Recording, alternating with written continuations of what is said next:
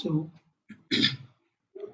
శిల ప్రభుపాదుల వారిచే వచించబడినటువంటి భాగవతంలో మొదటి సంపుటం, మొదటి ఖండంలో 2వ అధ్యాయం 9వ శ్లోకం గురించి మనం 9వ శ్లోకాన్ని మనం చర్చిస్తున్నాం ఈరోజు. సో, మనము నిన్న మాట్లాడుకున్నప్పుడు ఒక విషయం చెప్పుకున్నాం ఏంటంటే,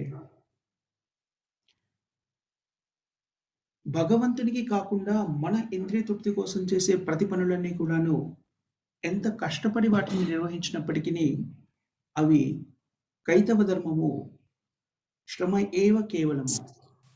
కేవలం శ్రమ మాత్రమే మిగులుస్తుంది. దానివల్ల ఎలాంటి ఫలితము మనకు లభించదు అని నేర్చుకున్నాం. ఈ శ్లోకంలో ధర్మస్య హి అపవర్గస్య, మనకి వేదశాస్త్రాలు చెప్పినట్టుగా మనము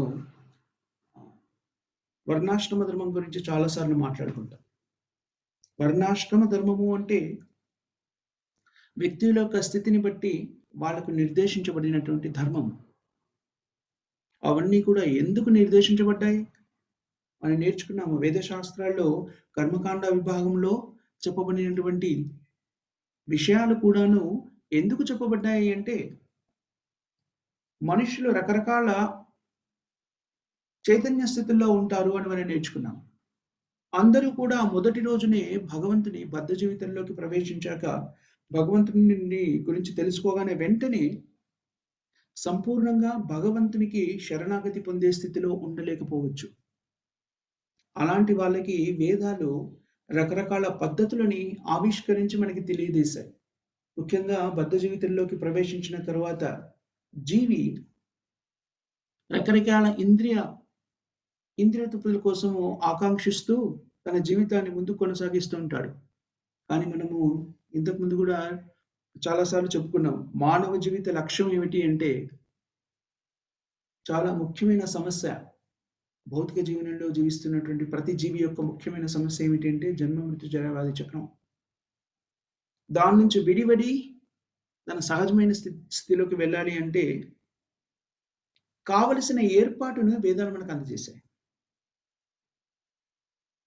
అందుకనే మనకి వర్ణాశ్రమ ధర్మము అంటే వ్యక్తులు వర్ణము 4 రకాల వర్ణాల్లో స్థిరపడి 4 రకాల ఆశ్రమాలను స్వీకరించి వాళ్ళ స్థితిని బట్టి ఇంద్రియ తృప్తిని కావిస్తూ కూడా ఇంద్రియ తృప్తిని ఎలా చేస్తారు? వేదశాస్త్రాల్లో ఉద్ఘాటించినట్టుగా ఆ నియమాలను అనుసరించి ఇంద్రియ తృప్తిని కావిస్తే తద్వారా ఏం జరుగుతుంది? ఆ ఇంద్రియ భోగ లాలస పూర్తిగా తొలగిపోయి మెల్లిమెల్లిగా భక్తి మార్గంలో అభ్యున్నతిని చెందుతారు. అందుకని ఇక్కడ ఏం చెప్తున్నారు అంటే, ఈ వర్ణాశ్రమ ధర్మాన్ని ఏదైతే మనం పాటిస్తున్నామో అది ఎందుకు నిర్దేశించబడింది అంటే, చివరికి ఈ ముక్తిని పొందడానికి మాత్రమే నిర్దేశించబడింది. ముక్తి అంటే ఏమిటి? భగవత్ సేవలో నిమగ్నమైపోయి ఉండడం. అందుకని కర్మకాండ విభాగంలో చెప్పినటువంటి విషయాలని కూడాను ఎవరు కూడాను తమ ఇంద్రియ తృప్తి కోసమని చేయకూడదు అని ఇక్కడ చాలా స్పష్టంగా చెప్తున్నాడు.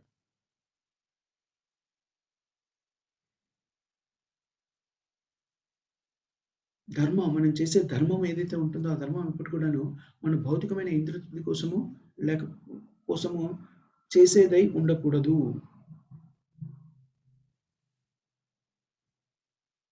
వేదశాస్త్రాలను అనుసరించి వర్ణాశ్రమ ధర్మాన్ని అవలంబిస్తున్న వ్యక్తులు చాలాసార్లు కూడాను భౌతిక జీవనంలో ఏదో ఒక ప్రతిఫలాన్ని ఆశిస్తారు. అది వాళ్ళ వర్ణాశ్రమ ధర్మంలో వసించే విధానాన్ని కుంటుపరుస్తుంది.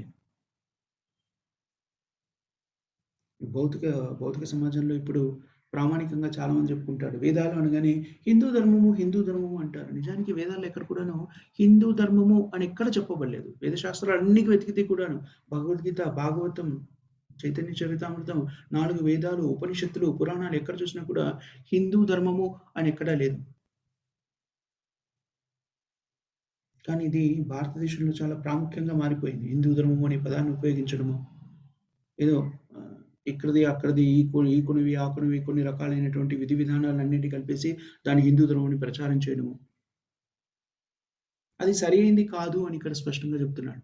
మన నిజమైన వేదిక ధర్మం ఏమిటి అంటే వర్ణాశ్రమ ధర్మం. ప్రతి వేదంలో కూడాను, పురాణాల్లో కూడాను, భాగవతము, భగవద్గీతలో, రామాయణంలో, మహాభారతంలో ఈ విషయానికి సంబంధించిన వివరణ మనకు సంగబడింది. భగవద్గీతలో మనం నేర్చుకుంటాము. చతుర్వర్ణం మయా సృష్టిం గుణకర్మ విభాగస. కృష్ణ భగవానుడు భగవద్గీతలో ఏమని చెప్తున్నాడు? 4 రకాలైనటువంటి సిద్ధాంతాల గురించి చెప్తున్నాడు. చతుర్వర్ణ 4 వర్ణాలు బ్రాహ్మణ, క్షత్రియ, వైశ్య, శూద్ర. ఎలా వచ్చాయి అవి? మయా సృష్టి, నాతో సృష్టించబడ్డాయి. కానీ భగవంతునితో సృష్టించబడినటువంటి ఈ ధర్మంలో వ్యక్తులకి ఆసక్తి లేదు. మీరు ఒకవేళ ఈ విధానాన్ని అవలంబించినా అవలంబించకపోయినా, మనం పాశ్చాత్య దేశాల గురించి ఆలోచిస్తే అక్కడ కుల మత ప్రసక్తి లేదు. ఏమని? బ్రాహ్మణులు, క్షత్రియులు, వైశ్యులు, శూద్రులు అని పేరు పెట్టి పిలవడం లేదు. కానీ ఆ కులాల వాళ్ళు ఉన్నారు అక్కడ. ఎందుకని? ఆ వర్ణాల గురించి మాట్లాడినప్పుడు ఆ వర్ణాలని శాస్త్రంలో ఏమని చెప్పారు? బ్రాహ్మణ అంటే బ్రహ్మ జానాతి ఇది బ్రాహ్మణ అంటే మేధా సంపత్తిని కలిగిన వాళ్ళు, ఉన్నతమైనటువంటి తెలివితేటలను కలిగి ఉన్న వాళ్ళని బ్రాహ్మణులు అంటారు. అలాంటి వ్యక్తులు ఏ సమాజంలో లేరు? పాశ్చాత్య దేశంలో కూడాను మేధావంతులైన వాళ్ళు ఉన్నారు. అలాగే అక్కడ కూడాను ప్రజారక్షణ కోసమని తమ శక్తియుక్తుల్ని ప్రదర్శించే వాళ్ళు ఉన్నారు. పొలిటీషియన్స్, రాజకీయవేత్తలు. వాళ్ళెవరు? క్షత్రియులు. అలాగే వ్యాపారము, వ్యవసాయము చేసి ధనము గడించే వాళ్ళు అన్ని సమాజాల్లో కూడా మనకి అవగతమవుతుంటారు. పాశ్చాత్యం కానీ, భారతదేశం కానీ, ఇంకెక్కడైనా కానీ. మనం ఆ పేరుతో వైశ్యులు అని పిలిచినా పిలవకపోయినా కూడాను అలాంటి వాణిజ్యాన్ని, వర్తకాన్ని చేసేటువంటి వ్యక్తులు మనకి తారసపడుతూ ఉంటారు. వాళ్ళందరినీ కూడాను శాస్త్రంలో వైశ్యులు అన్నారు. అలాగే శూద్రుల గురించి మాట్లాడినప్పుడు ఈ పై వర్గాలకి ఏదో ఒక సేవలో నిమగ్నమైపోయి దానికి భత్యాన్ని తీసుకునే వాళ్ళు ఉంటారు. మనం ఏ పేరుతో పిలిచినా కూడాను ఆ శూద్రులు కూడాను అన్ని సమాజాల్లో ఇప్పటికీ కూడా ఉన్నారు. ఎందుకని? ఈ వర్ణాలన్నీ కూడాను భగవంతునితో సృష్టించబడ్డాయి. అందుకని మనము బాహ్య రూపంగా ఏదో రకమైన సమానత్వాన్ని ప్రబోధిస్తూ వీటినన్ని తొలగించడం సాధ్యం కాదు.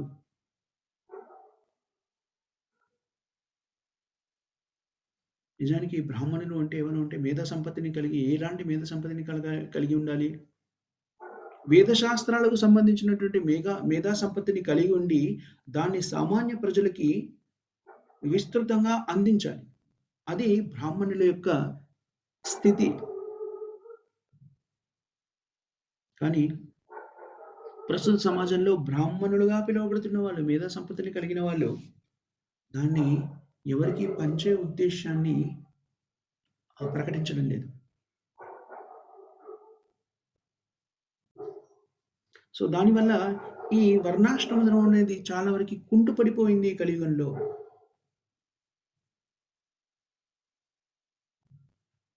అందుకని భౌతిక ఈ కలియుగంలో ఎలాంటి వ్యక్తులు స్థిరపడి ఉన్నారు అంటే పరిచారాత్మకం కర్మ, శూద్ర కర్మ. దాని తర్వాత కూడా ఉంది పరిచారాత్మకం కర్మ, శూద్ర కర్మ, స్వభావజం. బహుశా 18వ అధ్యాయంలో భగవద్గీతలో వస్తుంది. 44 శ్లోకం అనుకోండి, 43 లేకపోతే 44 శ్లోకంలో వస్తుంది. సో శూద్రకర్మ స్వభావహీజం, స్వభావాయిజం. స్వభావ సిద్ధంగా శూద్రకర్మ ఏంటంటే పరిచారాత్మకం కర్మ. పరిచర్యలు చేయడమే శూద్రుల యొక్క లక్షణం. సో ఈ 4 రకాలైనటువంటి వ్యక్తులు మనకి సమాజంలో కనిపిస్తూనే ఉంటారు. మనము ఆ వర్గంతో పిలిచినా పిలవకపోయినా, కులం ఉంది, మతం ఉంది, వర్ణాలు ఉన్నాయి లేవు అని మనం ఎలా పిలుచుకున్నా కూడాను ఈ 4 రకాలైనటువంటి పనులు చేసేటువంటి వ్యక్తులు మనకు కనిపిస్తూ ఉంటారు సమాజంలో.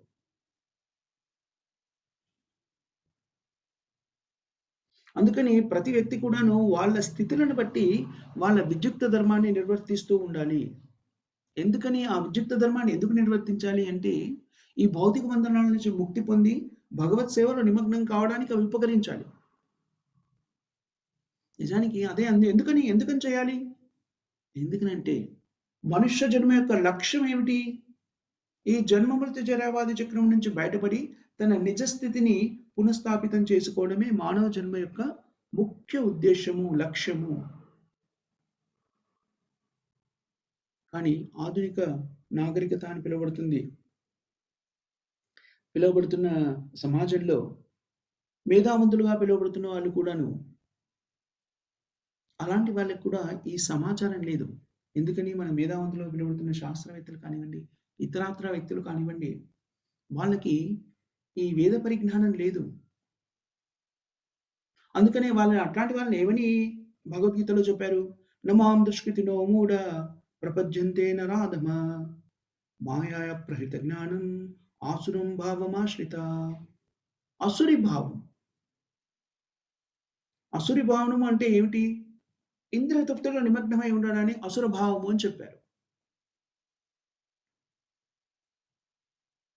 ఇంకో లక్ష్యం కానీ, ఉద్దేశ్యం కానీ లేదు. ఇంద్రియ తృప్తి మాత్రమే కలిగి ఉన్న వాళ్ళు అసురులు అని చెప్తారు. ఆ విధంగా ఆలోచిస్తే మన నవీన భౌతిక సమాజం ఏదైతే ఉందో, మన నవీన సమాజం ఏదైతే ఉందో, సమకాలీన సమాజము ప్రాక్టికల్‌గా అందరూ కూడా అసుర భావం మీదే తమ జీవితాన్ని కొనసాగిస్తున్నారు. భగవంతునికి సంబంధించిన సమాచారాన్ని, భగవత్ చైతన్యాన్ని పూర్తిగా నిషేధించి కేవలం ఇంద్రియ తృప్తి మీదే తమ జీవితాన్ని కొనసాగిస్తున్నారు.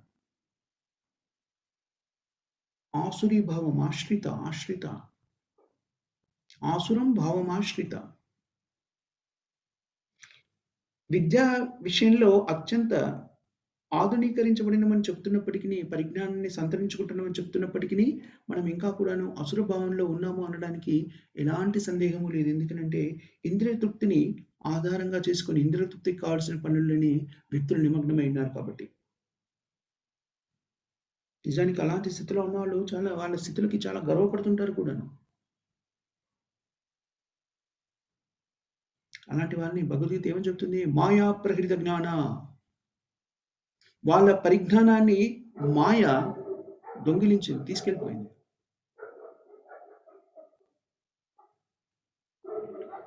ఎందుకంటే వాళ్ళకి ఆత్మ గురించి కానీ, మానవ జీవిత లక్ష్యానికి సంబంధించిన కానీ నిజమైనటువంటి పరిజ్ఞానం వాళ్ళకి లేదు.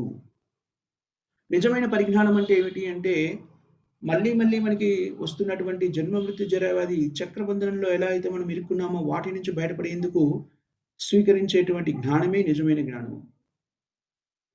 చాలామంది భౌతికవేత్తలు ఎవరైతే ఉంటారో, శాస్త్రవేత్తలుగా పిలువబడుతున్న వాళ్ళు కూడాను పునర్జన్మ మీద విశ్వాసం ఉండదు వాళ్ళకి. చాలా పెద్ద ప్రొఫెసర్స్ అంటే విద్యావేత్తలై ఉంటారు, విద్యా బోధకులై ఉంటారు. కానీ వాళ్ళు జన్మ మృత్యు జరావ్యాధి మీద కానీ, జన్మ మృత్యుల చక్రంలో కానీ, పునర్జన్మ మీద కానీ విశ్వాసం ఉంచరు. అందుకని వాళ్ళు ఏమంటారు? ఈ శరీరం ఉన్నన్నాళ్ళు ఆనందాన్ని అనుభవించండి, భౌతిక తృప్తిని పొందండి. నిజానికి దీనికి సంబంధించి శ్రీల ప్రభుపాదుల వారు చాలా చోట్ల చెప్తారు. ఈ శరీరమే, ఈ జీవితమే జీవితం అంతే. ఈ శరీరం ఉన్నాళ్ళే మన ఉనికి అనేటువంటిది ఉంది. అందుకని ఎంతగా ఇంద్రియ భోగాన్ని అనుభవిస్తే అనుభవించండి అనేటువంటి సిద్ధాంతాన్ని ప్రాచుర్యం చేసింది చార్వాక సిద్ధాంతము అంటారు. చార్వాకుడు అనేటువంటి వ్యక్తి ఈ సిద్ధాంతాన్ని బహుళ ప్రచారంలోకి తీసుకొచ్చాడు. చాలా సంవత్సరాల క్రితం చార్వాకుడు అనేటువంటి వ్యక్తి దీనిని ప్రచారంలోకి తీసుకొచ్చాడు. కానీ దీన్ని ఏమని చెప్పారు అంటే, అసురమైనటువంటిది, భక్తియుక్తమైన సేవలు నిమగ్నం కావడం కానీ, నిజమైన పరిజ్ఞానాన్ని కలిగి ఉండడం కానీ కాదు. రుణం కృత్వా ఘృతం పిబేద్, యావాత్ జీవేత్ సుఖం జీవేత్, భాస్మిం భూతస్య దేహస్య కుతః పునర్ ఆగమనో భవేత్. చార్వాకుని సిద్ధాంతం ప్రకారం ఏం చెప్తుంది? నువ్వు మళ్ళీ జన్మ గురించి ఎందుకు ఆలోచిస్తున్నావు? ఈ శరీరం ఉన్నంత వరకు, ఈ శరీరం కాలిపోయేంత వరకు, కాలి బూడిదయ్యేంత వరకు నీవు ఇంద్రియ తృప్తిని అనుభవించు. ఒకసారి ఈ శరీరం కాలి బూడిదయిందనుకో అంతా కూడా పరిసమాప్తం అవుతుంది అనేటువంటిది చార్వాకుని సిద్ధాంతం. ఇది అసుర సిద్ధాంతము, నాస్తికవాది సిద్ధాంతము అని శాస్త్రం చెప్తుంది. అయినప్పటికీ ఈ సిద్ధాంతము తెలిసి కానీ, దాని పేరు తెలిసి కానీ, తెలియక కానీ ఇలాంటి సిద్ధాంతాన్ని భౌతిక ప్రపంచంలోని వ్యక్తులు ఆస్వాదిస్తూ, దాన్నే అనుసరిస్తూ తమ జీవితాన్ని వృధా చేసుకుంటున్నారు. శ్రీల ప్రభుపాదుల వారు ఎంతో మంది గొప్ప గొప్ప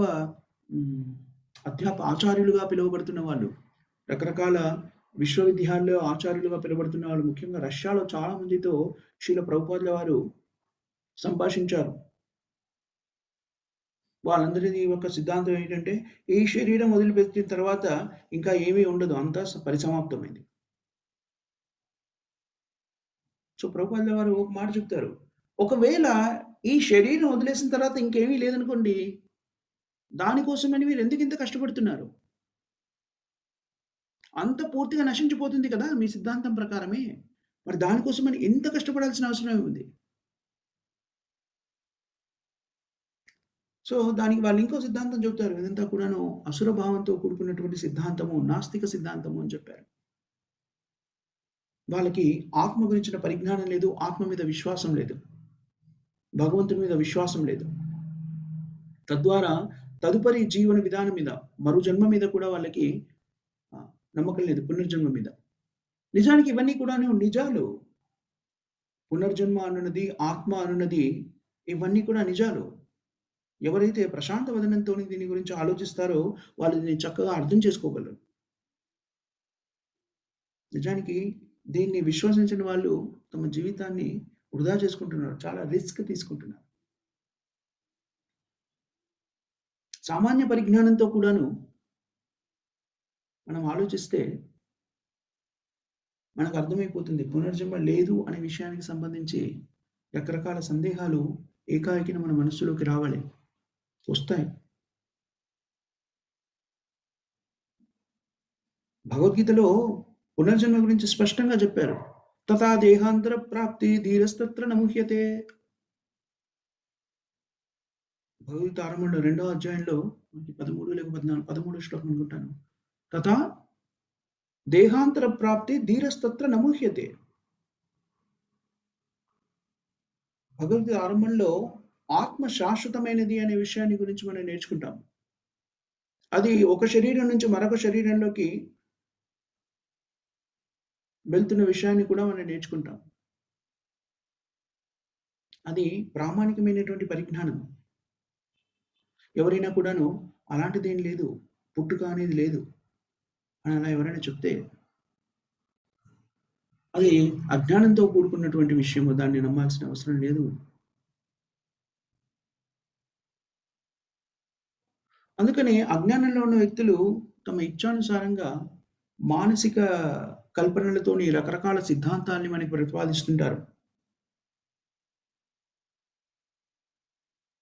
కానీ నిజానికి సారాంశానికి సంబంధించిన ఏ సిద్ధాంతానికైనా సారాంశాన్ని స్వీకరించాలి అంటే దాని సారాంశాన్ని ప్రామాణికమైనటువంటి గ్రంథాల నుంచి, ప్రామాణిక పరిజ్ఞానం నుంచి మాత్రమే స్వీకరించాలి.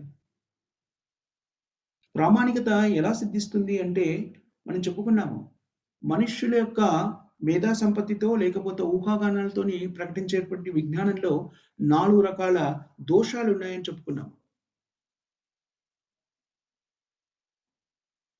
నిజానికి ప్రామాణికమైనటువంటి సిద్ధాంతము అంటే ఎవరైతే తమ ఇంద్రియాల ద్వారా దోషాలను చేయరో, పొరపాట్లు చేయకుండా ఉంటారో, ఎవరైతే ఈ భౌతిక ప్రపంచంలో జరుగుతున్న సంఘటనలు చూసి భ్రమితులు కారో, ఎవరికైతే ఎదుటి వాళ్ళని మోసం చేయాలనేటువంటి ప్రవృత్తి లేదో,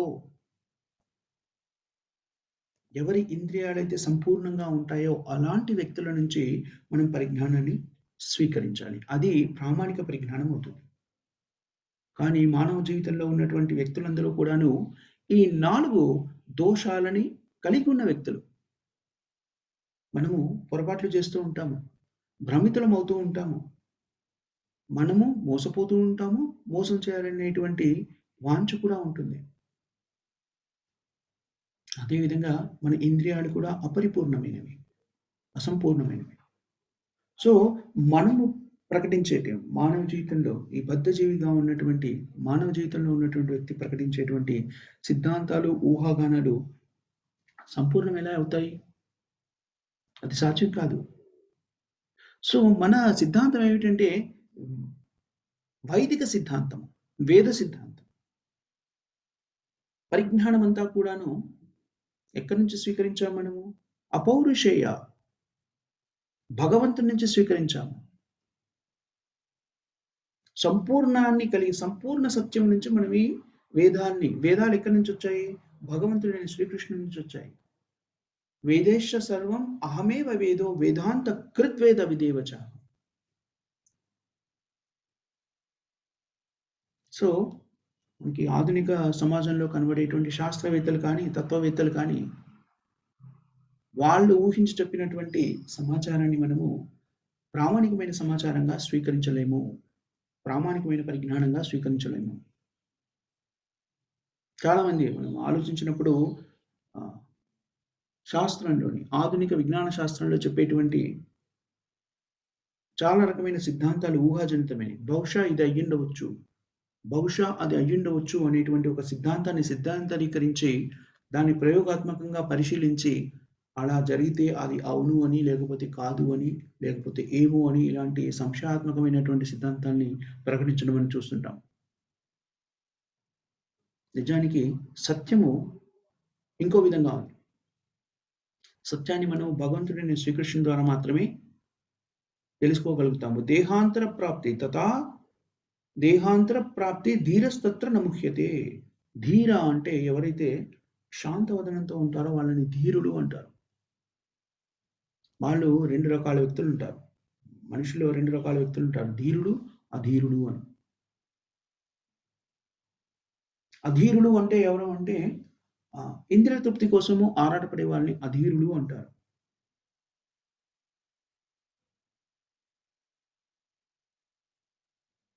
కృష్ణ చైతన్య మార్గము చాలా ఉన్నతమైంది. ధీరాధీర అంటే ఏమిటి? కృష్ణోత్కీర్తన గాన నర్తన పరౌ ప్రేమామృతం భో నిధి ధీరాధీర జన ప్రియో ధీరాధీర జన ప్రియో కృష్ణో కీర్తన గాన నర్తన పరో ధీరాధీర జనప్రియ. ఇది ధీరులకి అధీరులకి కూడా కృష్ణ చైతన్య మార్గము ఆనందకరంగా ఆహ్లాదాన్ని అందిస్తుంది అని చెప్తున్నాను. ఎవరైతే ప్రశాంత వదనంతో ఉంటారో వాళ్ళు ఈ కృష్ణ చైతన్య జీవన విధానాన్ని సులభంగా అర్థం చేసుకోగలుగుతారు. ఎవరైతే అధీర అంటే ఇంద్రియ తృప్తి మీద ఆసక్తిని చూపిస్తున్నారో వాళ్ళు కూడాను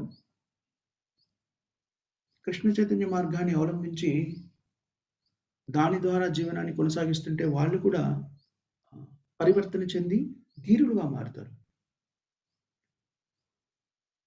కృష్ణ చైతన్య మార్గంలో చాలా సులభంగా చెప్పింది ఏంటంటే, రండి ఇక్కడికి వచ్చేసి హరే కృష్ణ మహామంత్రాన్ని జపించండి, ప్రసాదాన్ని స్వీకరించండి.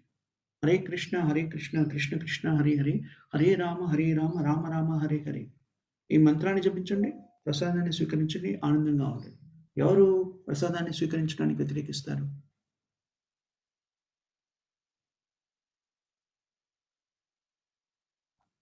సో అందరూ కూడాను ప్రభుపాద వారు ఉన్నప్పుడు కూడాను పాశ్చాత్య దేశాల్లో కూడాను దీన్ని ఆహ్వానించి ఆస్వాదించారు. ఇదేదో ప్రత్యేకమైనటువంటి సొసైటీ ఏదో ప్రారంభించారు, కొంతసేపు నృత్యం చేయడము, కొంతసేపు కీర్తన చేయడము, కొంతసేపు తర్వాత ప్రసాదాన్ని స్వీకరించడము అని ప్రతి వాళ్ళు కూడాను దాన్ని స్వీకరించారు. శ్రీల ప్రభుపాద వారు తన ప్రసంగాల ద్వారా వాళ్ళని ఆకర్షించాడు. ధీరులు అధీరులు అందరూ ఉన్నారు వాళ్ళలో. సో ఇక్కడ మనకి శ్లోకంలో, భాగవత శ్లోకంలో సూత గోస్వామి ధర్మస్సహి అపవర్గస్య అనేటువంటి పదాన్ని మనకి చెప్పారు, ఉపయోగించారు. ప్రతి వ్యక్తి కూడాను భౌతిక జీవనంలో ఏదో ఒక కార్యక్రమంలో నిమగ్నం అవ్వాలి అనుకుంటున్నారు. నిమగ్నం అవుతున్నారు. ఒక వ్యక్తి విద్యావేత్త అయ్యుండొచ్చు, ఇంకో వ్యక్తి సైంటిస్టు, ఇంజినీరు, వైద్యులు, ఏదో ఒక కార్యక్రమంలో ప్రతి వాళ్ళు కూడా నిమగ్నమన్నారు. ఎందుకనంటే మన జీవనాన్ని కొనసాగించాలి అంటే, ఆత్మని, శరీరాన్ని ఒకచోట ఉంచాలి అంటే ఏదో ఒక కార్యక్రమాన్ని చేయాలి. అది నిజం. ఈ భౌతిక ప్రపంచంలో పని చేయకుండా జీవించడం అనేది సాధ్యం కాదు. భగవద్గీతలో కృష్ణుడు కూడా అర్జునుడికి అదే చెప్పాడు. ఏమని చెప్పాడు? నీవు కర్మ చేయమన్నాడు. నువ్వు కర్మ చేయాలి అని చెప్పాడు. పని చేయాలి అని చెప్పాడు. పని చేయకుండా నువ్వు ఉండలేవు, ఉండకూడదు అని స్పష్టంగా చెప్పాడు.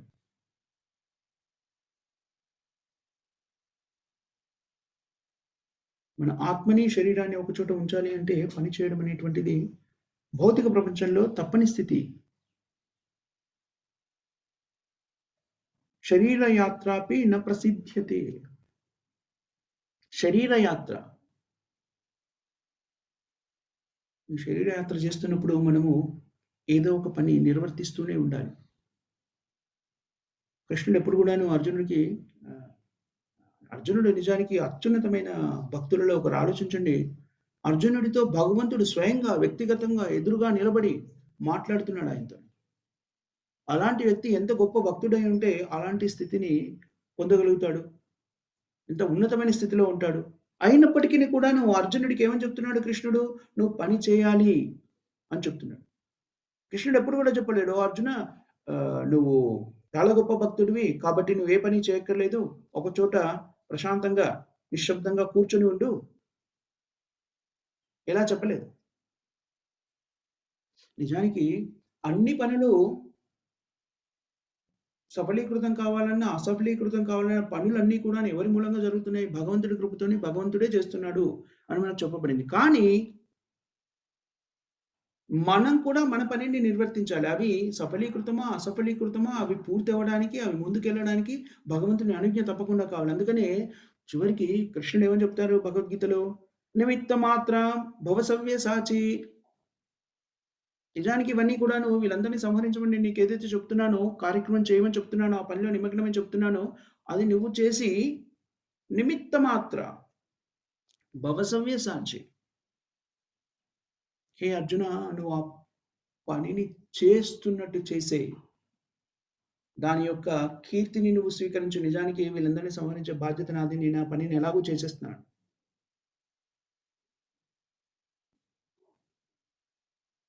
భక్తుల కోసమే కృష్ణుడు అన్ని తనే స్వయంగా చేస్తారు అని చెప్పారు. మనం నిన్న కూడా మాట్లాడుకున్నాము. మనం ఏ స్థాయిలో భగవంతునికి శరణాగతి పొందుతామో ఆ స్థాయిలో భగవంతుడు మన మంచి చెడ్డల బాధ్యతని స్వీకరిస్తాడు. మనం నిన్న ఒక మాట చెప్పుకున్నాము. మన స్వతంత్రత ఏదైతే ఉందో దాన్ని మనమే వినియోగించుకుంటాము అన్ననాళ్ళు భగవంతుడు దాంట్లో అభ్యంతర పెట్టడు. కానీ మనకిచ్చినటువంటి స్వతంత్రతని స్వచ్ఛందంగా భగవంతునికి సమర్పించి, నా స్వతంత్రతని నీకు సమర్పిస్తున్నాను, నా బాధ్యత నీదే అని ఎప్పుడైతే భగవంతుడికి మన స్వతంత్రతని సమర్పిస్తామో భగవంతుడు ఆనందంగా మన బాధ్యతని స్వీకరిస్తాడు.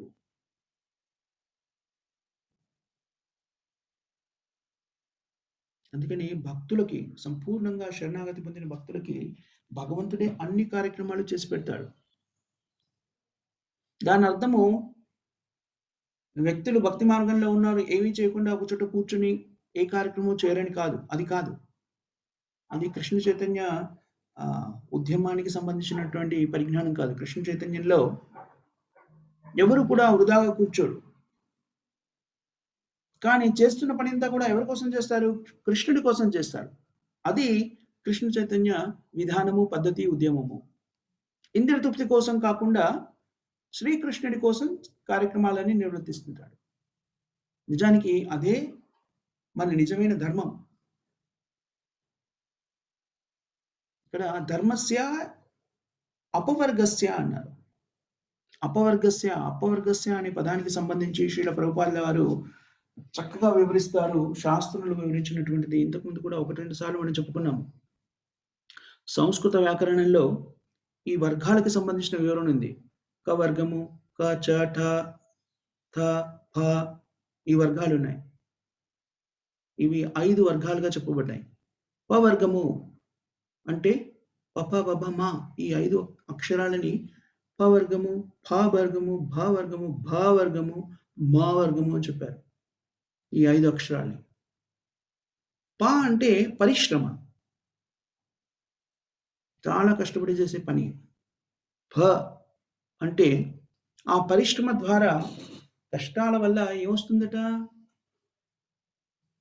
రకరకాలైనటువంటి నోటిలోంచి రకరకాలైనటువంటి ఏమొస్తుంది? చాలా కష్టపడితే మనకి నోట్లోంచి పరిగెత్తుతున్నాం అనుకోండి. చాలా హెవీగా కష్టపడితే మనకి నోటి నుంచి ఫోమ్ అంటే ఒక రకమైనటువంటి గాలి వస్తుంది. కొన్నిసార్లు ద్రవం బయటకొస్తుంది. ఉమ్మ అంటామే అలాంటిది కూడా వస్తుంది. అలాగా చాలా కష్టపడి పనిచేసినప్పుడు నోటిలోంచి వచ్చే దాని గురించి చెప్పినప్పుడు దాని గురించి చెప్పడానికి ఫ అనే పదాన్ని ఉపయోగించాం. ఫ అనే పదాన్ని ఉపయోగించడానికి కారణం ఏంటంటే నోటిలోంచి వచ్చేటువంటి ఫోమ్. దాని గురించి మాట్లాడడానికి. ముఖ్యంగా మనము చాలా కష్టపడి పనిచేస్తున్నటువంటి గుర్రాన్ని చూసామనుకోండి. దాని నోట్లోంచి నురగంతా వస్తూ ఉంటుంది. దాన్ని చెప్పడం కోసమని ఈ పదాన్ని ఉపయోగించారు. ప, ప, భ. భ అంటే వ్యర్థమైనటువంటివి. ఆందోళన చెందడం అన్నమాట. ఎంతో కష్టపడి పనిచేస్తున్నాము. కానీ చివరికి దాని ఫలితము మనం ఆశించినట్టుగా రాలేదు. సో, నిరుత్సాహపడి ఆందోళన చెందడం. దాన్ని వ్యర్థమైనటువంటి పని చేశామే అనేటువంటి వేదనకు గురి కావడాన్ని భ అని చెప్పారు.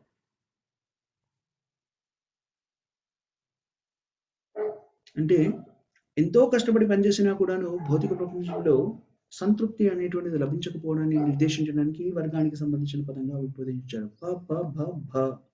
భ అంటే భయం. ఇంత కష్టపడి పనిచేసినప్పటికీ ప్రతిక్షణము తర్వాత ఏం జరుగుతుంది అనేటువంటి భయము భౌతిక జీవనంలో వ్యక్తులు అనుభవిస్తుంటారు. అందరూ మనుష్య శరీరంలో ఉన్న వాళ్ళే కాదు, జంతు శరీరంలో ఉన్న వాళ్ళు కూడాను, జంతు శరీరంలో ఉన్నవి కూడాను వీటిని అనుభవిస్తుంటారు.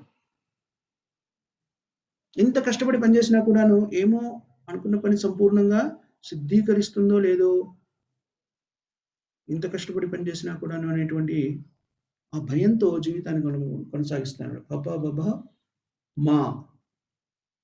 ఇంకా 5వ వర్గం ఏంటి అంటే మా అంటే మృత్యువు. ఇంత కష్టపడి పనిచేసి రాత్రింపగళ్ళు ఏదో సాధించాలని ప్రయత్నం చేస్తున్నప్పటికీ చివరికి మృత్యువు మాత్రము తప్పకుండా మనను కబళిస్తుంది. అందుకని శిల ప్రభుపాదుల వారు చెప్తారు, ఆధునిక విజ్ఞాన శాస్త్రానికి సంబంధించి శాస్త్రవేత్తలు, వ్యక్తులు చాలా కష్టపడి పనిచేస్తున్నారు. వాళ్ళు కూడా కానీ శాస్త్రవేత్తలు కూడా చనిపోతున్నారు. శాస్త్రవేత్తలు తమ ఆధునిక విజ్ఞానం ద్వారా మృత్యువుని ఆపలేకపోతున్నారు కదా! కావాలి అంటే అణు పరిజ్ఞానాన్ని పెంపొంచుకొని ఒక ఏంటది బాంబ్స్, ఆటమ్ బాంబ్ అలాంటి వాటిని తయారు చేయవచ్చు. దాన్ని ఎందుకు ఉపయోగిస్తున్నాడు? మళ్ళీ సంహరించడానికే ఉపయోగిస్తున్నాం కదా! కానీ దేనిని కూడాను ఆధునిక పరిజ్ఞానంతో సృష్టించలేము. ముఖ్యంగా ఆహార వనరులు ఉన్నాయనుకోండి, వాటిని ఎవరైనా సృష్టించగలరా? ఎవరైనా కూడా ఆధునిక పరిజ్ఞానంతో మృత్యువుని ఆపగలరా? అది సాధ్యం కాదు. అందుకని ఈ ప, ఫ, బ, భ, మ అనేటువంటి ఈ 5 అక్షరాలతోని 5 రకాలైనటువంటి భౌతిక కార్యక్రమాలు నిర్వర్తించడం గురించి వివరించబడింది శాస్త్రంలో. దీన్ని అపవర్గ, ధర్మస్య హి అపవర్గస్య, ధర్మస్య హి అపవర్గస్య. ఈ అపవర్గం ఏదైతే ఉందో, ఈ 5 వర్గాలు ఏవైతే చెప్పబడ్డాయో వాటిని శూన్యం చేయడానికి ధర్మాన్ని ఉపయోగిస్తారు. ధర్మస్య హి అపవర్గస్య. అంటే చాలా కష్టపడి పని చేయవలసినటువంటి అవసరం లేదు. దాని ఫలితం ఏంటో అని ఆందోళన చెందవలసిన అవసరం లేదు. దాని గురించి భయపడాల్సిన అవసరం లేదు. మరియు మృత్యుని కూడా జయించవచ్చును. ఎలాగా? మృత్యుని జయించడము అంటే మన నిజస్థితిని కనుక్కొని మళ్ళీ జన్మ మృత్యు జరావాది చక్రంలోకి రాకుండా ఈ శరీరం వదిలిపెట్టిన తర్వాత మన నిజస్థితిలోకి వెళ్ళగలిగితే మనం మృత్యుని జయించిన వాళ్ళమవుతాం. జన్మ మృత్యు జరా వ్యాధి ఇవే నిజమైనటువంటి భౌతిక సమస్యలు. భౌతిక ప్రపంచంలో ఉండే నిజమైన సమస్యలు ఇవి. ధర్మ ధార్మికంగా జీవనాన్ని కొనసాగించాలి అంటే, ఏ మత విశ్వాసాలను స్వీకరించి ధార్మికంగా జీవితాన్ని కొనసాగించాలి అంటే దాని అర్థం ఏంటి అంటే, ఈ 5 వర్గాలకి సంబంధించినటువంటి భయాల నుంచి, ఈ భౌతిక బంధనాల నుంచి ముక్తులు కావడమే నిజమైనటువంటి ఆధ్యాత్మిక ప్రగతి. భౌతిక ప్రపంచంలో చాలా చాలా కష్టపడి పని చేయాలి. నేను చాలా గొప్పవాడిని కాబట్టి నేను ఏ పని చేయను అనడానికి ఎవ్వరికీ కూడా ఆస్కారం లేదు. దేశానికి ప్రధాని లేకపోతే రాష్ట్రపతి అయినా కూడాను వాళ్ళు చేయవలసిన పనులు వాళ్ళు చేస్తూనే ఉంటారు.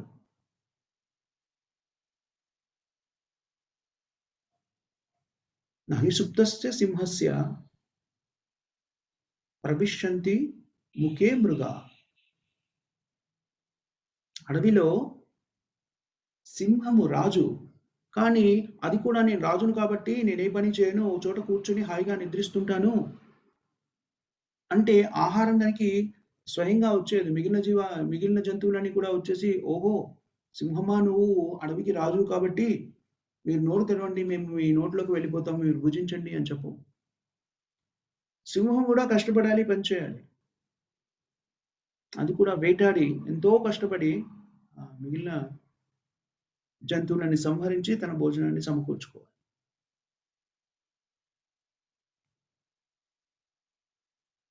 ఎంత శక్తివంతుడైనను భౌతిక జీవితంలోని వ్యక్తులు ఏదో ఒక పని చేస్తూనే ఉండాలి.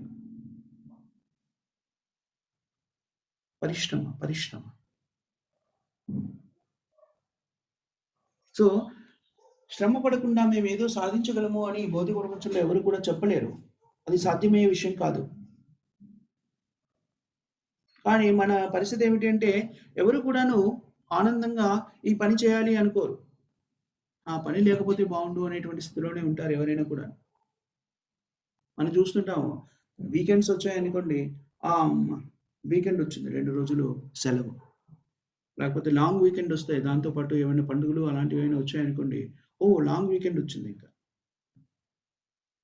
అప్పుడు ప్రశాంతంగా ఉండొచ్చు. పనికి వెళ్ళాల్సిన పని లేదు అనేటువంటి ఆనందించడం మనం చూస్తుంటాం. అప్పుడు ఈ పట్టణాల నుంచి బయటకు వెళ్ళడము, హ్మ్. మన కష్టపడి ఎన్నో రోజుల నుంచి కష్టపడి ప్రతిరోజు చేస్తున్న వాటిని మర్చిపోయేందుకు ప్రయత్నం చేస్తుంటాం. కానీ మళ్ళీ వారంభం అయిందనుకోండి. ఆ వీకెండ్ అయిపోయింది. మళ్ళీ సోమవారం వచ్చింది. మళ్ళీ పని చేయడానికి బయలుదేరాలి. ఇది అలా సాగుతూనే ఉంది.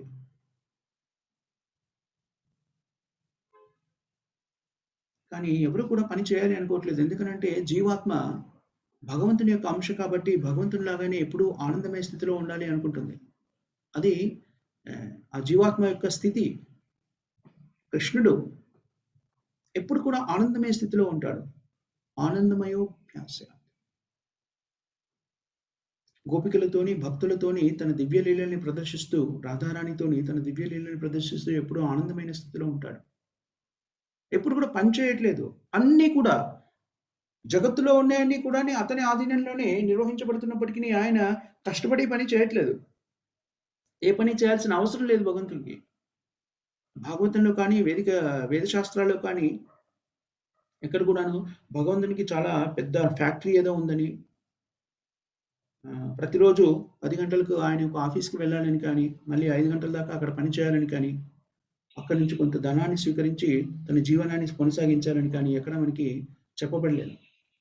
శాశ్వతంగా ఆయన రాధారాణితోని, ఇతర భక్తులతోని, గోపికలతోని ఆనందాన్ని అనుభవిస్తున్నారు. అలా రోజు ఉదయం 10 గంటలకెళ్ళి సాయంత్రం 5 గంటలకొచ్చి ధన సంపార్జన చేసేటువంటి దేవుళ్ళని కూడాను, భగవంతుడిని కూడాను మనము కావాలని కోరుకోము. ఎలాంటి వాళ్ళని భగవంతుడు అని భగవంతుడు ఎలాంటి వాడు ఎప్పుడూ ఆనందమైనటువంటి స్థితిలో ఉంటాడు. కష్టపడాల్సినటువంటి పని లేకుండా. అది భగవంతుని యొక్క స్థితి. నతస్య కార్యం కారణం చ విద్యతే. అది వేదశాస్త్రాల్లో భగవంతునికి సంబంధించినటువంటి విషయాన్ని చెప్పారు. భగవంతుడికి ఏ పని చేయవలసినటువంటి అవసరం లేదు. ఇప్పుడు ఎవరైనా అనొచ్చు, భగవంతుడు అంటే ఏమిటి? కేవలం ఆనందాన్ని అనుభవించేవాడు మాత్రమే. ఆనందం మాత్రమే అనుభవిస్తూ ఉంటాడు హాయిగా.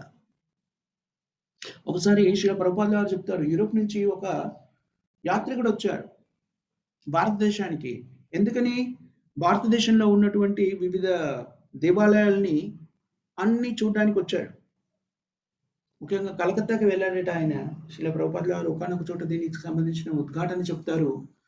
కలకత్తాకు వెళ్ళి అక్కడ కాళీమాతని మందిరాన్ని, ఇతర దేవాలయాలన్నింటినీ కూడా చూశారు.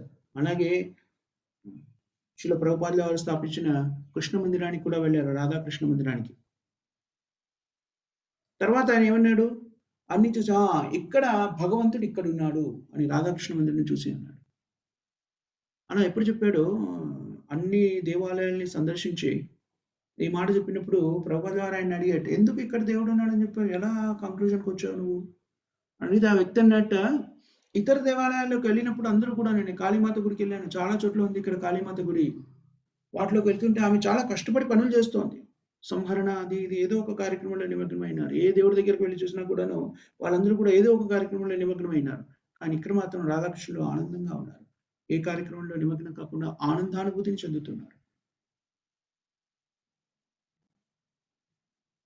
వేదాంత సూత్రాల్లో భగవంతునికి సంబంధించిన ఈ ఈ విషయం వివరించి చెప్పబడింది. ఆనందమయోభ్యాస్యాత్ సచ్చిదానంద విగ్రహ. బ్రహ్మ సంహితాలు కూడా మనం నేర్చుకుంటాం కదా, ఈశ్వర పరమ కృష్ణ సచ్చిదానంద విగ్రహ అనాదిరాదులు గోవింద సర్వకారణ కారణం. అన్నిటికీ మూలకారకుడు భగవంతుడే అయినప్పటికీ అతను ఏ పని చేయక్కర్లేదు. నతస్య కార్యం కరణాంచ విద్యతే. అది వేదాల యొక్క, ఉపనిషత్తుల యొక్క సారాంశం. ఉపనిషత్తులో తెలియబడింది.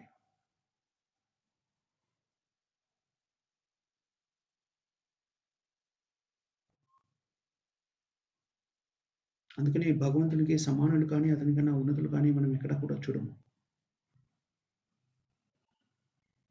భగవద్గీతలో భగవంతుడు చెప్పాడు, మత్త పరతనం నాణ్యాత్ కించిత్ ధనుంజయ.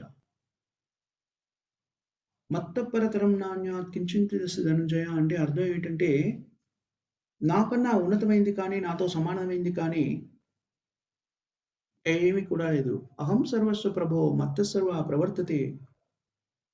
నా నుంచే అన్ని కూడా ఉద్భవిస్తున్నాయి. ఇతర దేవతలు కూడాను, శివుడు, బ్రహ్మ, ఈవెన్ విష్ణు, మత్త సర్వం ప్రవర్తతే. ప్రతి వాళ్ళు కూడా నా నుంచే ఉద్భవిస్తున్నారు. మనం నేర్చుకున్నాము విష్ణు తత్వంలో,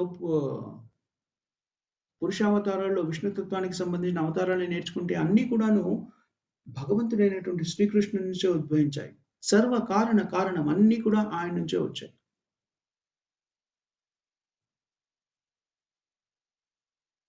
భగవంతుడి నుంచి అన్నీ కూడా ఉద్భవించాయి. ఆద్యం పురాణ పురుషం నవయవ్వనం చ. ఆద్యం అంటే ఆరంభం, ఆరిజిన్, ప్రారంభము భగవంతుడైన శ్రీకృష్ణుడే. అనాదిగా ఉన్నది శ్రీకృష్ణుడే. మనకి బ్రహ్మ సంహితలో వీటికి సంబంధించినటువంటి వివరణ చాలా చక్కగా చెప్పబడింది.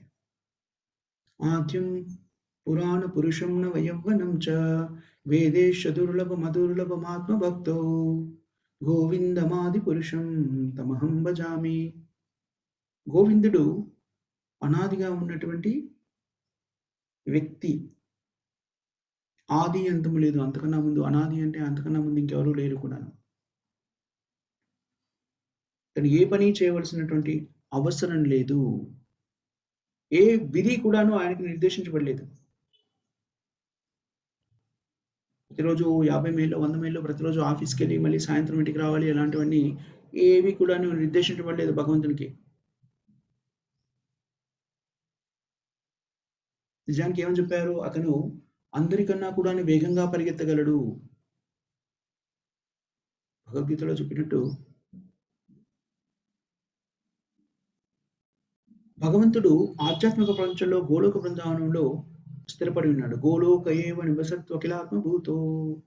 బ్రహ్మ సంహితలో చెప్తారు, గోలోక ఏవ నివసత్వ కిలాత్మ భూతో.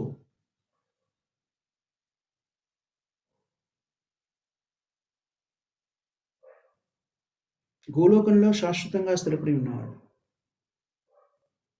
అలా స్థిరపడి ఉన్న వాళ్ళకి మనం ఏం కావాలి అని అడిగాడు ఆయన. పత్రం పుష్పం ఫలంతో యోమై భక్త స్మృష్యతి తదహం భక్త్య ఉపహ్రంతం అస్మాని ప్రేతాత్మనః. అలా గోలోకంలో ఉన్నటువంటి భగవంతుడికి మనము కొంత ఆహారాన్ని ఇవ్వడానికి ప్రయత్నం చేస్తాం. భక్తితో మనం సమర్పిస్తూ ఉంటాం. భక్తి విశ్వాసంతో. దాన్ని అక్కడే ఉండి భగవంతుడైన శ్రీకృష్ణుడు ఆరగిస్తున్నాడు. చాలా చాలా దూరంగా ఉన్నాడు. అయినా సరే మనం ఇక్కడెక్కడో మనం పెట్టినటువంటి భోగాన్ని ఆయన స్వీకరించగలుగుతున్నాడు. అది భగవంతుని యొక్క స్థితి. దీన్ని బట్టి మనకు అర్థమవుతుంది ఏంటంటే ఆయన దేని గురించి పని చేయక్కర్లేదు. ఇక్కడికి వచ్చి ఆ ఆహారాన్ని స్వీకరించడానికి కష్టపడక్కర్లేదు. ఆయన అక్కడే ఉండి మనం ఏదైతే సమర్పిస్తున్నామో ఆ ఆహారాన్ని స్వీకరించగలడు. ఆయన ఇక్కడ ఉన్నాడు, అక్కడ ఉన్నాడు. గోలోక ఏవ నివసత్వ అఖిలాత్మభూతో. గోలోకంలో ఉన్నాడు. అక్కడి నుంచి గోలోకాన్ని వదిలి ఒక్క క్షణం కూడా బయటికి రాడు. ఎప్పుడైతే భగవంతుడు అవతారాన్ని ప్రకటితమై ఇక్కడ భౌతిక ప్రపంచంలో ప్రకటితమవుతాడో అప్పుడు గోలోకంలో భగవంతుడు లేడు, ఇక్కడికి వచ్చేసాడు కాబట్టి అనుకోవడానికి వీల్లేదు. అది సరిగ్గా అర్థం చేసుకునే విధానం కాదు. గోలోకంలో కూడా భగవంతుడు అలాగే ఉన్నాడు. అలాగే ఇక్కడికి కూడా రాగలుగుతాడు. ఆయన అక్కడే ఉండి ఇక్కడికి కూడా రాగలుగుతాడు. ప్రతి చోట స్థిమితమై ఉన్నాడు భగవంతుడు. అందాంతరస్థ పరమాణు చయాంతరస్థం. మళ్ళీ శ్రీమద్ భాగవత బ్రహ్మ సంహితలోనే చెప్పారు. అందాంతరస్థ పరమాణు చయాంతరస్థం. అది భగవంతుని యొక్క స్థితి. అందుకని భగవంతుడు ఏ పని చేయక్కర్లేదు. సో మనం కూడా భగవంతుని యొక్క అంశలము. అందుకని మనకు కూడా ఏ రకమైనటువంటి ఆలోచన విధానం ఉంది, మనకు కూడా ఒక రకమైనటువంటి అభిప్రాయం ఉంది. ఏమిటి అంటే మనం కూడా పని చేయడానికి ఇష్టపడము, ఆనందాన్ని అనుభవించడానికి ఇష్టపడతాము. ఎక్కడి నుంచి వస్తుంది ఆ ఆలోచన? మనకి భగవంతుని యొక్క అంశలం కాబట్టి మనకి కూడా అలాంటి ఆలోచన అనేది వస్తుంది. అదే రకమైన గుణాలు కదా, భగవంతుని అంశలం కాబట్టి గుణంలో మనం కూడా భగవంతునితో సమానమైన వాళ్ళం. కానీ ఎప్పుడైతే బద్ధ జీవితంలోకి మనం ప్రవేశిస్తామో మనము ఇంకా పని చేయకుండా ఉండలేము. అది మన స్థితి. చాలా కష్టపడి పని చేయాలి. తద్వారా ఏమొస్తుంది? గుర్రం నోట్లోంచి గనక ఉమ్మ ఎలా వస్తుందో కష్టపడడం మూలంగా, అలాగే మనం కూడాను మన శరీరం నుంచి కూడాను కష్టానికి సంబంధించిన ద్రవాలన్నీ కూడా స్రవిస్తున్నాయి. అప్పటికి కూడా మనకి విజయం లభిస్తుంది మనం చేసే పనులు అనేటువంటి గ్యారంటీ లేదు. ప్రతి క్షణము భయకంపితులమై ఉంటాము. తర్వాత ఏం జరుగుతుంది?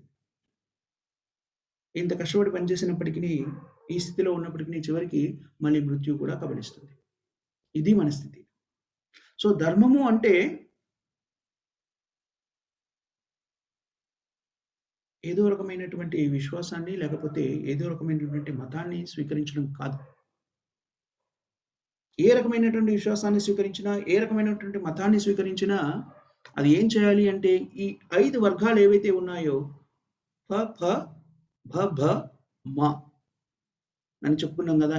ఈ 5 రకాల వర్గాల నుంచి మనల్ని ముక్తుల్ని చేయగలగాలి. కష్టపడి పనిచేయడము, దాని ద్వారా శరీరం నుంచి ఉద్భవించేటువంటి రకరకాల స్రవాల నుంచి విముక్తులను చేయడము, భయకంపితులు కాకుండా జీవించడము, ఆందోళన నుంచి మనల్ని రక్షించడము, చివరికి మృత్యువు నుంచి కూడా మనల్ని రక్షించగలిగేది మాత్రమే నిజమైనటువంటి విశ్వాసము లేకపోతే మతము అని చెప్పబడింది. అదే నిజమైనటువంటి ధర్మము కూడా. ధర్మస్య హి అపవర్గస్య.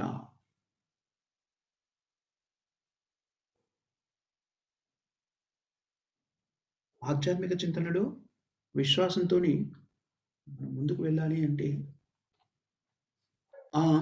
ఏదైతే ఆధ్యాత్మిక విశ్వాసాన్ని మన జీవితంలోకి అన్వయించుకుంటామో అది ఈ 5 రకాలైనటువంటి వర్గాల నుంచి మనల్ని రక్షించగలిగినప్పుడే దాన్ని మనము ధర్మము, మతము, విశ్వాసము అని చెప్పగలుగుతాము. ధర్మస్య హి అపవర్గస్య న అర్థే హి ఉపకల్పతే. ఈ ధర్మాన్ని మనము పాటించడం ద్వారా ఏదో గుడికి వెళ్లి చేసే పనులు ఇలాంటివి ఉదాహరణకి ఇప్పుడు మన క్రిస్టియన్ తీసుకున్నానికి చర్చికి వెళ్తారు.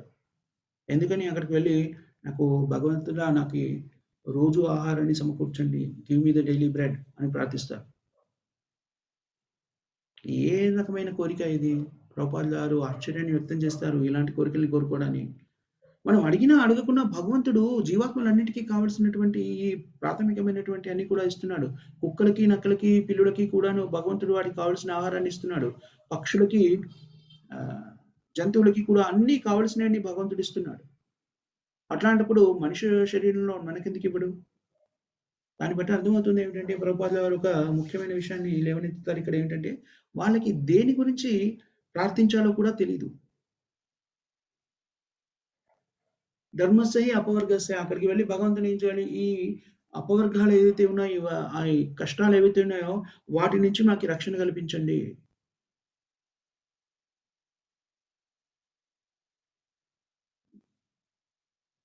అది మన నిజానికి భగవంతుని ప్రార్థించాల్సింది. ఈ 5 రకాలైనటువంటి అపవర్గాలు ఏవైతున్నాయో వాటి నుంచి ముక్తిని చేయమని ప్రార్థించాలి. అలా చేయాలి అంటే ఏమిటి? అలా చేయడం అంటే ఏమిటి? అలా ఎప్పుడు ముక్తులమవుతామో భక్తియుక్త సేవలో నిమగ్నమయ్యి మనం చేసే ప్రతి కార్యక్రమాన్ని భగవంతుని కేంద్ర బిందువుగా పెట్టుకొని చేస్తామో అప్పుడు వాటి నుంచి మనం ముక్తులమవుతాం. అంతేకాని రోజు ఆహారాన్ని ఇవ్వమని భగవంతుని ప్రార్థించాల్సిన అవసరం లేదు. భగవంతుడు అంటున్నాడు మీరు నా నుంచి ఏదైనా ఆశించండి, ఏదైనా అడగండి అని.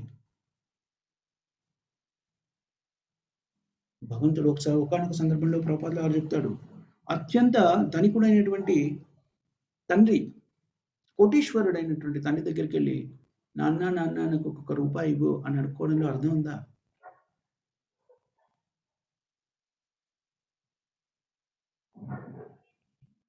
అది ఏమైనా కూడా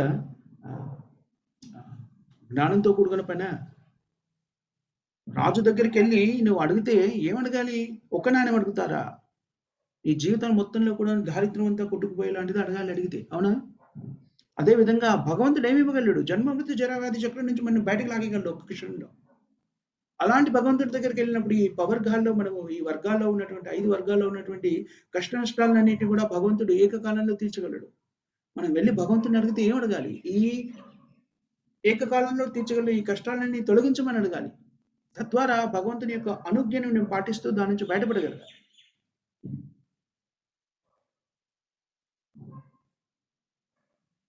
సో మనకి చాలా మందికి భక్తి మార్గంలో ఉన్నాము, లేకపోతే ఏదో రకమైనటువంటి మతాన్ని మేము అనుసరిస్తున్నాము అనే వాళ్ళకి నిజానికి భగవంతుడు ఎవరు? భగవంతుడి దగ్గరికి మనకి భగవంతుడికి ఉన్న సంబంధం ఏంటి? భగవంతుని కోరుకోవాల్సింది ఏంటో కూడా తెలీదు. అఫ్‌కోర్స్ ఎవరైనా కూడాను భగవంతుని దగ్గరికి వెళ్ళి నాకు రోజువారీ ఆహారాన్ని సమకూర్చమని చెప్పడం కన్నా కూడా చెప్పినా కూడా అడిగినా కూడాను వాళ్ళు భగవంతుడిని దూషిస్తూ అసలు భగవంతుని దగ్గరికి వెళ్ళిన వాళ్ళతో పోలిస్తే కొన్ని కోట్ల రెట్లు ఉత్తముడే. దాంట్లో సందేహం లేదు. అట్‌లీస్ట్ ఈ వ్యక్తి ఏం అడగాలో తెలియకపోయినా భగవంతుని దగ్గరికి వెళ్ళాలి. భగవంతుడు నాకు సమకూర్చగలిగేటువంటి అధికారి అనే విషయాన్నైనా అవగతం చేసుకున్నాడు కాబట్టి అతను తప్పకుండా ఉత్తమమైన స్థితిలో ఉన్నాడు. కానీ నిజానికి భగవంతుని అడగాల్సింది ఏమిటి అంటే ఈ అపవర్గాల నుంచి, భౌతిక బంధాల నుంచి ముక్తులు కావడానికి భగవంతుని ప్రార్థించాలి.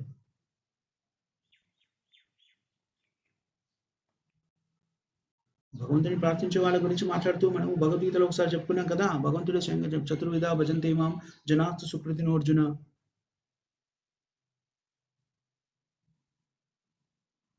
ఆర్ధో చతుర్విధ భజంతే మాం జనాస్తు సుకృతినోర్జున ఆర్ధో జిజ్ఞాసురర్థాది జ్ఞాని సభరతస్వజ. అందులో మళ్ళీ ఏమని చెప్పాడు భగవంతుడు? అలా ప్రార్థించే వాళ్ళు జ్ఞాని చాలా ప్రియతముడు నాకు అని చెప్పాడు.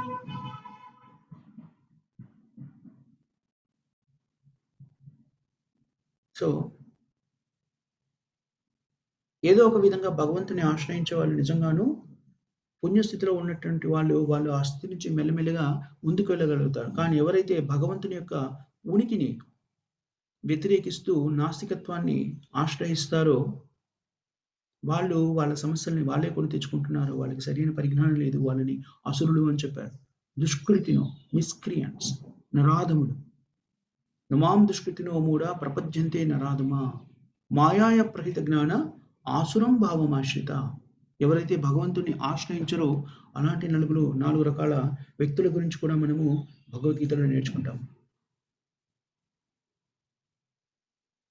భగవంతుని ఆశ్రయించకుండా మాయాప్రహిత జ్ఞానం అంతా కూడాను భౌతికమైనటువంటి ఈ మాయాదేవి చేత కప్పబడిపోయి భౌతిక ఇంద్రియ స్థుప్తిలో నిమగ్నమైన వాళ్ళు నిజంగా చేసే పని ఏమిటి అంటే, బాహ్యంగా చూడడానికి చాలా ఉన్నతమైనటువంటి మేధావంతులుగా కనిపిస్తారు. కానీ వాళ్ళ జ్ఞానం అంతా కూడాను మాయ చేత అపహరించబడింది. అంటే ఇక్కడ ఇదంతా కూడా మనం చర్చించి అర్థం చేసుకోవాల్సిన విషయం ఏంటంటే, ధర్మము అంటే ఏమిటి అంటే, ఈ భౌతిక జీవన విధానం నుంచి బయటపడడానికి చాలా క్రమశిక్షణతోని నిజాయితీగా ఎవరైతే వర్తిస్తారో వాళ్ళు ధర్మాన్ని అనుసరిస్తున్నట్టుగా ఇక్కడ చెప్పబడింది. అది నిజమైన ధర్మం. నార్తయ ఉపకల్పతే. కేవలం మనము మందిరానికో లేకపోతే చర్చ్‌కో లేకపోతే మాస్‌కో వెళ్ళి భగవంతుని ఏదో భౌతికమైనటువంటి కోరికలను కోరుకోవడం కాదు.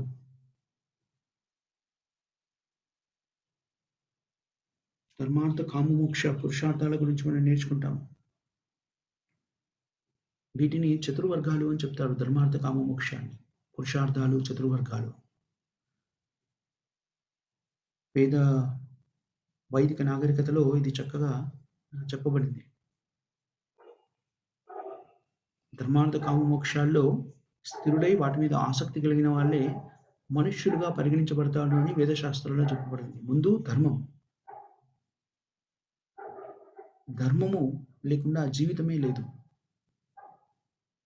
ధర్మాన్ని పాటించకుండా ఉంటే జంతువుల కన్నా కూడా హీనమైన స్థితిలో ఉన్నట్టుగా పరిగణించబడుతుంది.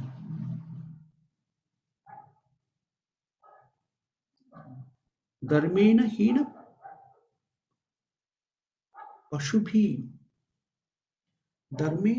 పశుభి సమాన అని చెప్పారు వేదాల్లో. ఎవరైతే ధర్మాన్ని పాటించరో వాళ్ళు పశువులతో సమానము. వాళ్ళు ఏ మతాన్ని అనుసరిస్తున్నారో అనేది పెద్ద ప్రాముఖ్యమైన విషయం కాదు. మానవ జీవితంలో ఉన్న ప్రతి వాళ్ళు కూడా ఏదో ఒక మతాన్ని అవలంబించడానికి ఏవో నియమాలు పాటించడానికి ప్రయత్నం చేస్తూనే ఉంటారు. అది పెద్ద ప్రాముఖ్యమైన విషయం కానే కాదు. ధర్మేణ హీన పశు సమాన.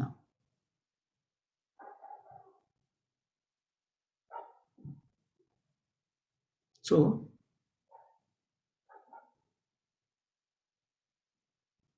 మానవ జీవితంలో ఉన్న వాళ్ళందరూ కూడాను నేను ఒక ధర్మాన్ని ఆచరిస్తే, ఒక మతాన్ని ఆచరిస్తే, పుణ్యకార్యాలు చేస్తే నా జీవితము సుఖప్రదంగా ఉంటుంది అని ఆలోచిస్తారు. సుఖప్రదంగా ఉండడం అంటే భౌతిక ఇంద్రియ తృప్తులన్నీ కూడా లభిస్తాయి అనేటువంటి ఆలోచనలో ఉంటారు. అది నిజం. ధర్మార్థ అర్థం ఎందుకు మనం ఇంతకుముందు కూడా చెప్పుకున్నాం. అర్థం ఎందుకు అంటే ధనాన్ని సంపాదించడం ఎందుకంటే అర్థ కామ ఇంద్రియ తృప్తుల్ని ఇంద్రియాలకు సంబంధించిన వాటిని తృప్తిపరచుకోవడానికి ధనం కావాలి.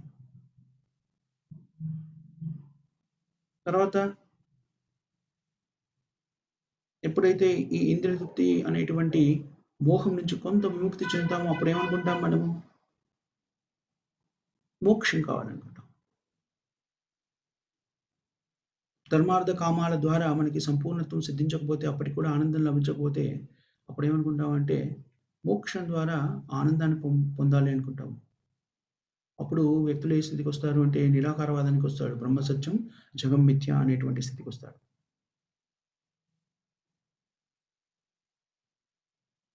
ఇది నిజానికి ఈ స్థితిలో ఉండడం అనేటువంటిది నిజానికి త్యాగం చేయడం కానీ, సన్యాసం స్వీకరించడం కానీ, భౌతిక విధానాన్ని వదిలేయడం కానీ కాదు.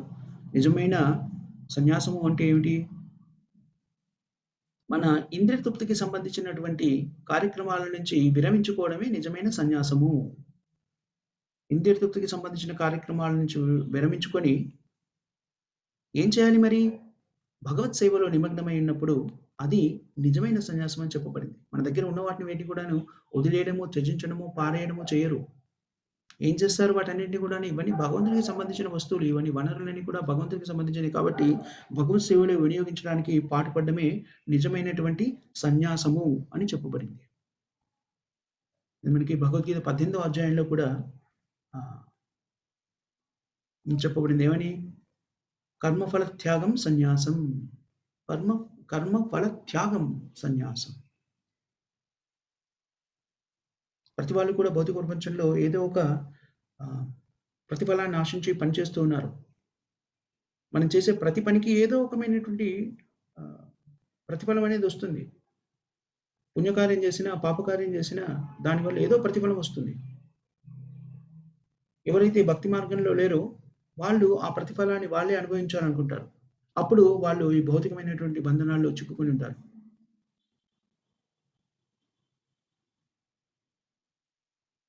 సో, మనం ఈ భౌతిక బంధనాల నుంచి విముక్తి పొందడానికి అపవర్గస్య ఈ 5 రకాల వర్గాల నుంచి ముక్తి పొందడానికి ప్రయత్నం చేయాలి. తద్వారా మాత్రమే మనము నిజమైనటువంటి ఆహ్, ఆనందమయ స్థితిని పొందగలుగుతాము. సో, మనము చాలా ఎక్కువ సమయాన్ని కేటాయించిన మన సమయం అయిపోయింది. సో, ఇక్కడ ముగిద్దాం. ఎవరికైనా ఏమైనా కామెంట్స్ కానీ, క్వెషన్స్ కానీ ఉన్నాయా మాతాజీస్ అండ్ ప్రభుజీస్?